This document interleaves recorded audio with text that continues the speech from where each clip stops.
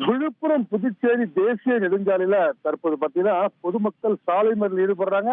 காவல்துறைக்கும் பொதுமக்களுக்கும் இடையே கடுமையான வாக்குவாதம், தள்ளு முள்ளு பதற்றமான ஒரு சூழ்நிலை இருக்கு. இதான் நம்ம இந்த காட்சியை நம்ம பார்த்துட்டு இருக்கோம். விழுப்புரம் புறநகர் பகுதி பார்த்தீங்கன்னா ராகவன்பேட்டை. இந்த ராகவன்பேட்டைன்றது விழுப்புரம் நகராட்சியில 37வது வார்டுல அமைந்திருக்கக்கூடிய இந்த பகுதி. சுமார் 10,000த்துக்கும் மேற்பட்ட பொதுமக்கள் இந்த பகுதியில் வசித்து வராங்க. கடந்த 4 ஆண்டுகளுக்கு முன்னாடி பாத்தீங்கன்னா இந்த பகுதியில் பாதாள சாக்கடை தோண்டுவதற்காக சாலையை, தார் சாலை, சிமெண்ட் சாலை போன்ற சாலைகளை தோண்டி எடுத்து பள்ளம் எடுத்து அந்த இடத்துல டேங்க் கட்டினாங்க. ஒட்டுமொத்தமாக அனைத்து சாலைகளும் சேதமாயிடுச்சுங்க. சாலையில் சேதமாகி மழைக்காலங்களில் பொதுமக்கள் கடுமையான அவதிக்காக குழந்தைகள், பெண்கள் என இந்த பள்ளத்துல கீழே வந்து காயமடைகிறாங்க.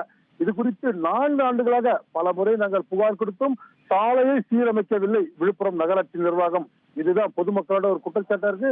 தொடர்ந்து நாங்கள் புகார் கொடுத்தும் நடவடிக்கை எடுக்கின்றதுக்காக தற்போது இந்த மக்கள் பாத்தீங்கன்னா பெண்கள் ஆவேசத்தோட புதுச்சேரி சாலையில சாலை மறியலில் ஈடுபடுறாங்க.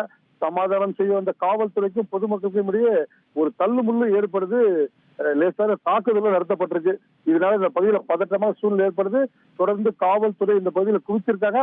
சாலையை உடனடியாக சீரமைக்காவிட்டால் எங்கள் போராட்டம் தொடரும் என்பதுதான் ராகவன்பேட்டை மக்களோட ஒரு கோரிக்கையாவும் கண்டனமாவும் நம்ம பார்த்துட்டு இருக்கோம்.